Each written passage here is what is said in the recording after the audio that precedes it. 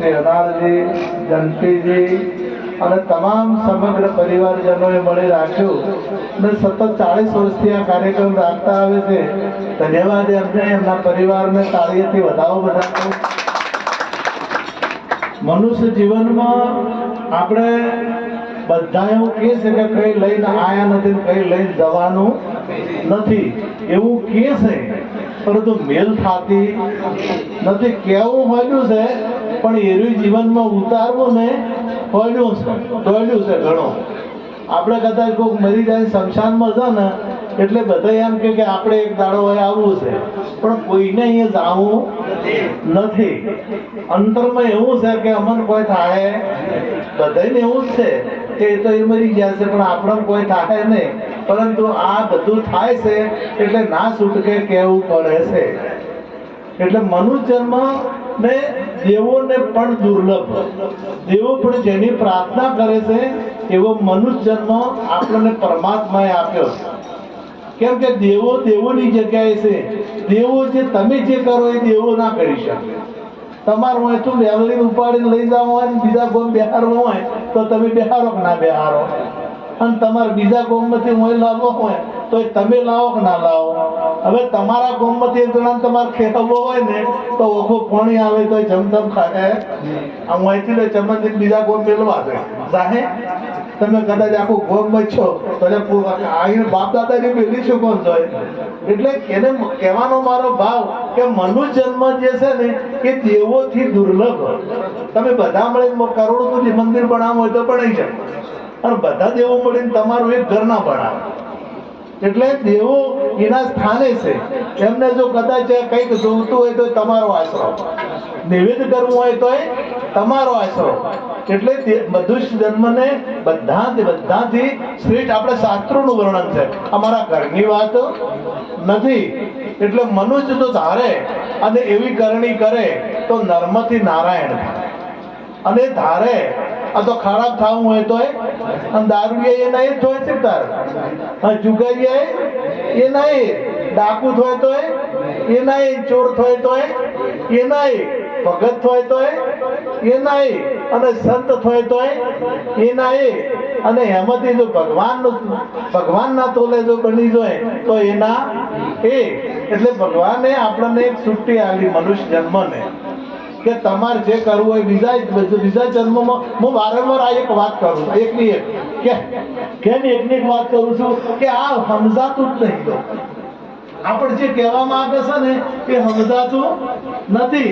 સંતો વારંવાર એક જ કે મનુષ્ય જન્મ ડોલ્યો છે, મળવો કાઠો છે, અને ઓનાથી જે થવું હોય છે થવરાય છે, પણ આ જીવનમાં ઉતારતા નથી એટલે સમજાતું નથી. અને જો સમજાઈ જાય તો અપનાવે કે ના અપનાવે. હું એને સમજાઈ ગયું વગાડવાનું તો વગાડે છે કે નહીં વગાડતા, હું એને સમજાઈ ગયું ગાવાનું તો એ કોઈ છે કે નહીં ગાતા. એમ જો આપણે સંતોનો જે શબ્દ છે એ સમજાઈ જાય તો આપણા જીવનમાં ઉતરી જાય. આપણા બાજરીનો ટેમ છે, બધાને સમજાઈ ગયું કે ભાઈ પેલી એમ કઈ બાજરી વપરાય છે, 86 બધાને સમજાઈ ગયું એટલે એ જ આવે બધા. પણ બીજો ગમે તે આવે તો એના મારે બીજું આવી નથી, કારણ સમજાઈ ગયું. એમ જે સમજાઈ જાય એ માણસ અપનાઈ લે. જે સમજાય છે ને એ અપનાઈ લે કે ભાઈ આ બાજરી વાવવાથી આ વાવવાથી આપણો ફાયદો થાય, એ સમજાય એ અપનાવે. એમ સંતોના શબ્દો જો સમજે તો એ અપનાવે. બધા કે ગુરુ શરણે જવું પડશે. ભાગવત કે, રામાયણ કે, ગીતા કે, મહાભારત કે, તમામ શાસ્ત્રો એક જ વાત કરે કે ગુરુ શરણે જવું પડે. અને આપણા ભજનમાં કહે કે સદગુરુ સ્વામીને સેવતા જન્મ મરણ મટી જાય, સાહેલી આજે આનંદ મારા પૂરમાં. કે જો જન્મ મરણ મટી જતું હોય સદગુરુ સ્વામી સેવવાથી, આ ભજન સાચું લાગતું હોય તો બધા અપનાવે કે ના અપનાવે. પણ આ ખાલી વગડે છે, આનું સાચું લાગતું એ તો કે કોઈ પણ કે જન્મ મરણ મળતું છે. ઘણા તો એમ જ છે કે જન્મ મરણ મટે પણ 100% મટે. આ શરીર ના રહે એની કોઈ ગેરંટી હોતી નથી. હું હાથો દાખલો તમને આલું કે હોનાનો તમે કોઈ બી દાગીનો ઘડાય. હવે વેઠી ઘડાવી આપણે હોનાની, તો કદાચ વેઠી ભાગવી હોય આ તો એ ઘાટ મટી જાય પણ હોનાર કોઈ થાય? હોનું એનું એ રહે ને. હવે એમાં તો આપણે દોરો ખડાયો એટલે વેટી મટી હોનું શું છું? દોરો છું. હવે દોરો આપણે ગમતો નથી એટલે દોરો આપણે ભગાઈ નો છો અને એનો પેલો બુટીએ કરાય.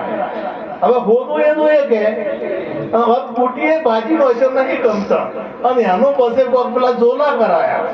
પણ હોનું બદલાય છે, હોનું એનું એ રહેશે. ભલે ઘાટ બદલાય છે પણ હોનું બદલાતું નથી.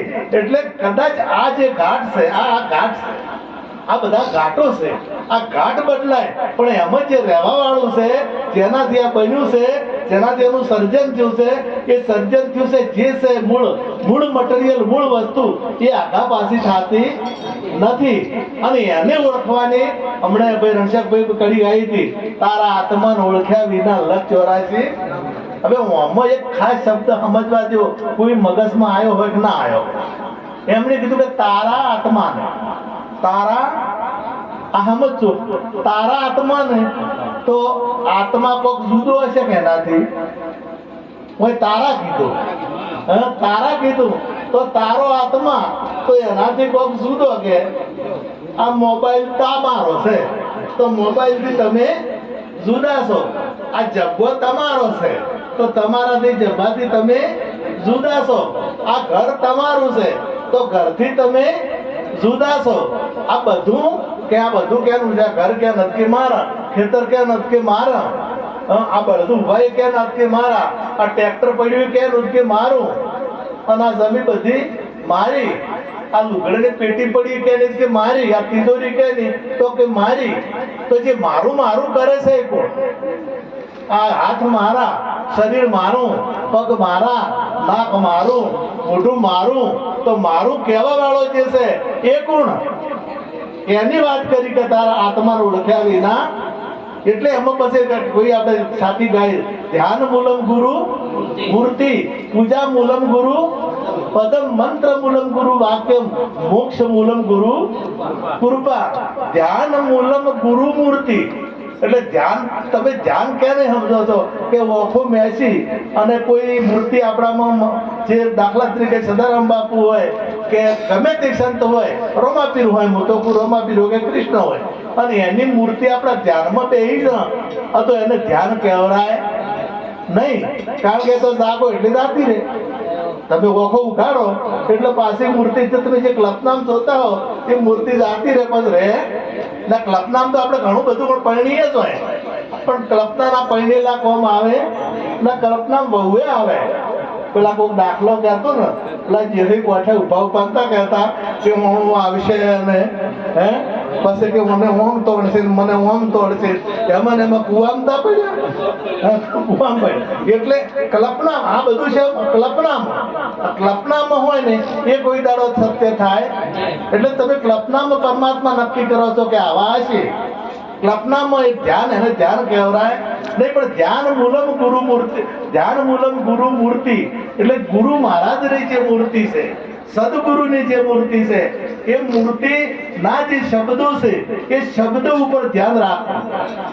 અને એ શબ્દો શું કહેવા માંગે છે અને એ શબ્દે આપણે ચાલીએ, એ માર્ગ જો આપણે અપનાવીએ તો ધ્યાન મૂલમ ગુરુ મૂર્તિ, પદમ મૂલમ ગુરુ કૃપા. જે પૂજા કરવી હોય તો ગુરુ પદની કરાય. અને કિંમત કેની આવે? પદની આવે. વ્યક્તિની કિંમત આવે. જો આ સરપંચ જેટલા હોય એટલા વ્યક્તિની કિંમત ના આવે, પણ એ પદની કિંમત આવે. જે પદ છે ને, પદ, જે વ્યક્તિ એ પદે આવે ને એની સહી હેડે. તમારે ગમે તેવો મોટો વડાપ્રધાન હોય પણ વડાપ્રધાન બદલાઈ જાય એની સહી કોમ આવે. એટલે પદ મોટું છે કે વ્યક્તિ? પદ મોટું છે એટલે એ પદને કદી કોઈ થાતું. એ પદે બૈરું આવે તો એ સરપંચ અને આદમી આવે તો એ સરપંચ. જે કદાચ પેલા આવે ને તો એ સરપંચ. એટલે એ પદમાં કોઈ આગા પાછું થાતું અને એ પદની પૂજા કરવી પડશે, એ પદને માનવું પડશે. ગામમાં ગમે તે કદાચ ભંગી સરપંચ થાય તો બોલો સહી કરાવવા જવું પડે કે ના જવું પડે?